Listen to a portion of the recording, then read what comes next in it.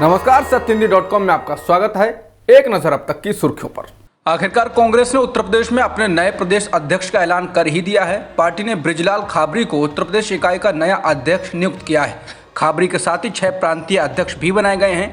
बृजलाल खाबरी दलित समुदाय से आते हैं और विधानसभा चुनाव में उन्होंने ललितपुर की महरौनी विधानसभा सीट से चुनाव लड़ा था, लेकिन उन्हें चुनाव में शिकस्त का सामना करना पड़ा था। कांग्रेस ने जिन 6 नेताओं को प्रांतीय अध्यक्ष नियुक्त किया है उनमें फरेंदा महाराजगंज सीट से विधायक वीरेंद्र चौधरी, उत्तर प्रदेश में कांग्रेस के प्रशासन प्रभारी योगेश दीक्षित, इटावा के अनिल यादव, नकुल दुबे, बसपा से कांग्रेस में आए नसीमुद्दीन सिद्दीकी और अजय राय का नाम शामिल है। बताना होगा कि उत्तर प्रदेश सहित 5 राज्यों के विधानसभा चुनाव में मिली हार के बाद कांग्रेस अध्यक्ष सोनिया गांधी ने सभी राज्यों के प्रदेश अध्यक्षों से इस्तीफा ले लिया था। उसके बाद से ही इस बात का इंतजार किया जा रहा था कि उत्तर प्रदेश में कांग्रेस का नया अध्यक्ष कौन होगा। राजस्थान में जहां पिछले 48 घंटे में मुख्यमंत्री कौन रहेगा इसकी घोषणा होनी थी, लेकिन इस बीच लगता यही है कि गहलोत को ही काम करते रहने को कहा गया है। इसके संकेत आज शनिवार 1 अक्टूबर को उस समय मिले जब उन्होंने राज्य के युवकों से अगले बजट के लिए सुझाव मांगे।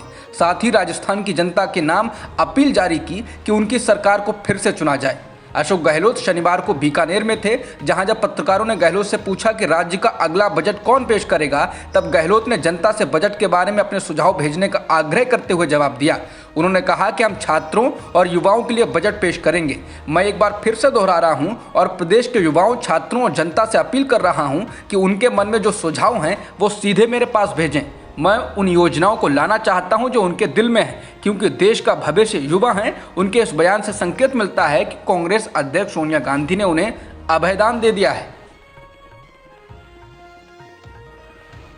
कांग्रेस नेता शशि थरूर ने शनिवार को एक बार फिर जोर देकर कहा कि पार्टी के वरिष्ठ सहयोगी मल्लिकार्जुन खड़गे से अध्यक्ष चुनाव में उनकी कोई लड़ाई नहीं है। उन्होंने कहा, यह कोई युद्ध नहीं है, हम अलग अलग विचारों के हो सकते हैं। थरूर ने समाचार एजेंसी एएनआई से कहा कि चुनाव पर पार्टी कार्यकर्ताओं को फैसला करने दें। उन्होंने कहा कि मैं सदस्यों से सिर्फ इतना कह रहा हूं, अगर आप पार्टी के कामकाज से संतुष्ट हैं तो कृपया खड़गे साहब को वोट दें, लेकिन अगर आप बदलाव चाहते हैं तो मुझे चुनें। अगर आप चाहते हैं कि पार्टी अलग तरह से काम करे तो मुझे वोट दें। झारखंड के पूर्व मंत्री केएन त्रिपाठी का कांग्रेस अध्यक्ष चुनाव के लिए आवेदन आज खारिज हो गया, जिसके बाद कांग्रेस पार्टी में शीर्ष पद के लिए लड़ाई सिर्फ मल्लिकार्जुन खड़गे और शशि थरूर के बीच होगी। कांग्रेस के वरिष्ठ नेता और पार्टी अध्यक्ष के चुनाव के लिए निर्वाचन अधिकारी मधुसूदन मिस्त्री ने आज एक संवाददाता सम्मेलन में कहा कि उम्मीदवारों द्वारा जमा किए गए प्रपत्रों की जांच की गई है। हमें मिले 20 फॉर्म्स में से 4 फॉर्म हस्ताक्षर में भिन्नता के कारण खारिज कर दिए गए। झारखंड के उम्मीदवार का फॉर्म भी बार बार हस्ताक्षर मेल नहीं खाने के कारण खारिज कर दिया गया है। कांग्रेस अध्यक्ष पद का नामांकन दाखिल करने के बाद कांग्रेस के वरिष्ठ नेता मल्लिकार्जुन खड़गे ने राज्यसभा में विपक्ष के नेता के रूप में इस्तीफा दे दिया है। उन्होंने ऐसा कांग्रेस के एक व्यक्ति एक पद नियम के तहत किया है। इसके अनुसार एक व्यक्ति एक ही पद पर बना रह सकता है। इसके बाद अब कांग्रेस की ओर से राज्यसभा में विपक्ष के नए नेता को चुना जाएगा। बता दें, कांग्रेस में अध्यक्ष पद के चुनाव ने काफ़ी सुर्खियां बटोरी हैं। गहलोत से शुरू हुआ यह किस्सा दिग्विजय सिंह से होता हुआ खड़गे तक पहुंचा है और अब माना जा रहा है कि खड़गे ही अगले अध्यक्ष बनेंगे, क्योंकि उनको पार्टी नेताओं का अधिक समर्थन है।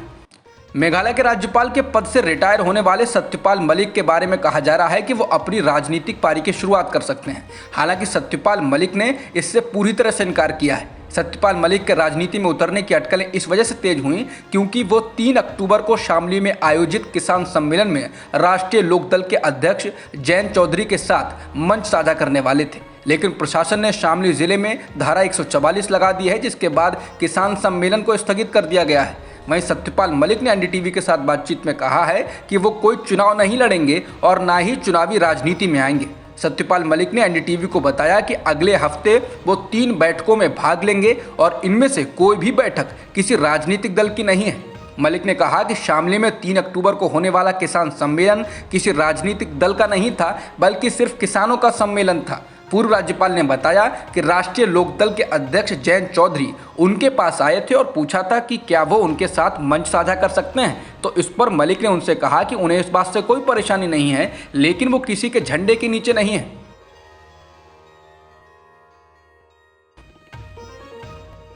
केरल और तमिलनाडु में कई जगहों का सफर तय करते हुए कांग्रेस की भारत जोड़ो यात्रा अब कर्नाटक में पहुंच चुकी है। शनिवार को ये यात्रा चामराजनगर के टोंडावडी गेट से शुरू हुई। ये पदयात्रा कन्याकुमारी के अगस्त्यस्वरम से शुरू हुई थी। कांग्रेस को इस पदयात्रा से काफ़ी उम्मीदें हैं। इसके कारण कांग्रेस में एक जान नजर आने लगी है और कांग्रेस को उम्मीद है कि 150 दिनों के बाद जब ये यात्रा खत्म होगी तब तक हालात काफ़ी बदल जाएंगे। बता दें, राहुल गांधी इस यात्रा के दौरान आम लोगों से मिल रहे हैं, उनको सुन रहे हैं और अभी तक ये यात्रा दक्षिण भारत में ही है जहां लोगों के द्वारा राहुल गांधी को गले लगाने, बच्चे और बच्चियों का उनके प्रति लगाव नजर आया है। हालांकि बीजेपी लगातार यात्रा पर हमलावर है। उसका शुरू से ही कहना है कि भारत जुड़ा हुआ है, उसको जोड़ने की जरूरत कहाँ है।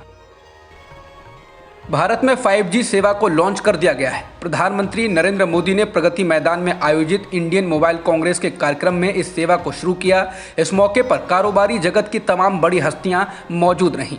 इस मौके पर भारतीय एयरटेल के चेयरमैन सुनील भारती मित्तल ने कहा कि 4 महानगरों सहित 8 शहरों में 5G सेवाएं शुरू की जा रही हैं और मार्च 2024 तक पूरे देश को कवर कर लिया जाएगा। जबकि रिलायंस इंडस्ट्रीज के चेयरमैन मुकेश अंबानी ने दिसंबर 2023 तक पूरे भारत में 5G सेवाएं देने का वादा किया।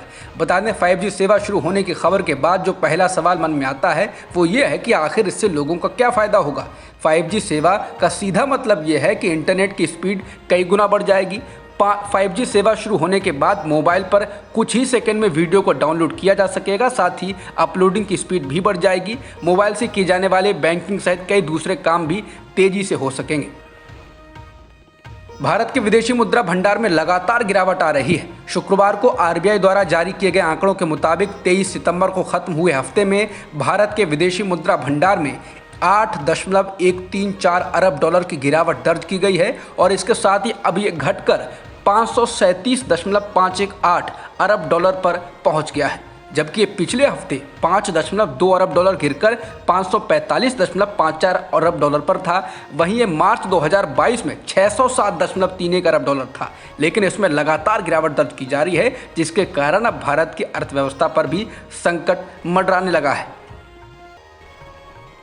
भारत में पाकिस्तान सरकार का आधिकारिक ट्विटर अकाउंट फिलहाल बंद कर दिया गया है। इस संबंध में आधिकारिक हैंडल के ट्विटर पेज पर लिखा था कि भारत में अकाउंट को रोक दिया गया है।